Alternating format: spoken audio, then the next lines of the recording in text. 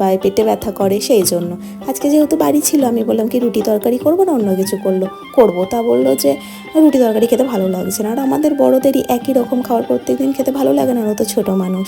তাই জন্য বললাম যে কি গোলা রুটি করবো, খাবি? কারণ আগের দিন ও ভিডিওটা শ্যুট করে দিয়েছিল ঠিকই গোলা রুটির, কিন্তু একটুকুও খাইনি। সেই জন্য বললো মা ঠিক আছে গোলা রুটি করো তাহলে খাবো। আর সেই ভিডিওতে তো একটা দিদিভাই আমাকে বলেইছিল যে সুজি দিয়ে গোলা রুটিটা করে খেয়ে দেখো, খুব ভালো লাগবে। আর সেটা কিন্তু আমার মাথায় ছিল যে আমি কবে ওইটা ওরকমভাবে করে খাবো। সেই কারণে আজকে সুজি দিয়ে ব্যাটারটা আমি রেডি করে নিচ্ছি।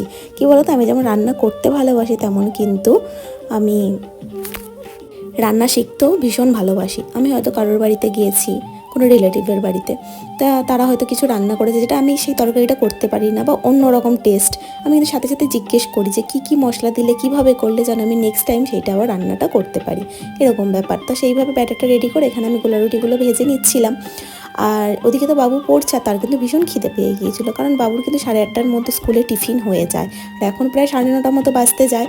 সেই কারণে ও বলছিল প্রথমে একটা ভেজে আমাকে গরম গরম দিয়ে দাও, আমি খেতে থাকি, তারপর আবার ভাজো তুমি, কারণ গোলা রুটি তো একটা একটা করতে একটু সময় লাগে।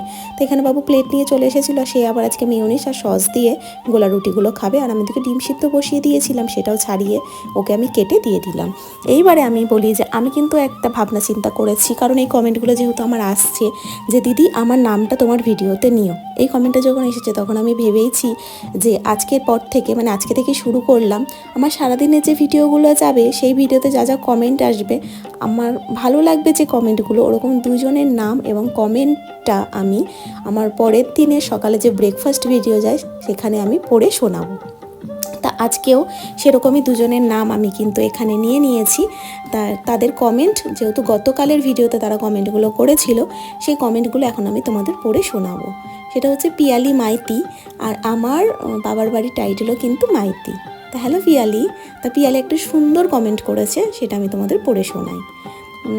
তোমার ব্লগ দেখতে ভীষণ ভালো লাগে, তোমার মুখটা খুব মিষ্টি, তোমার ভিডিওতে আমার নামটা নিও। তো পিয়ালি মাইতি, পিয়ালি আমি তোমার নামটা নিয়ে নিলাম।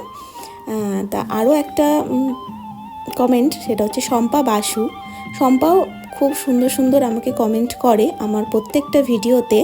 তা লিখেছে তুমি খাবার এত সুন্দর করে সাজিয়ে প্লেটে দাও দাদা ভাইকে আর বাবুকে, আমার এত ভালো লাগে, দেখে মন ভরে যায়। থ্যাংক ইউ শম্পা, এত সুন্দর একটা কমেন্ট আমাকে করার জন্য এবং আমাকে এত নিঃস্বার্থ ভালোবাসা দেওয়ার জন্য।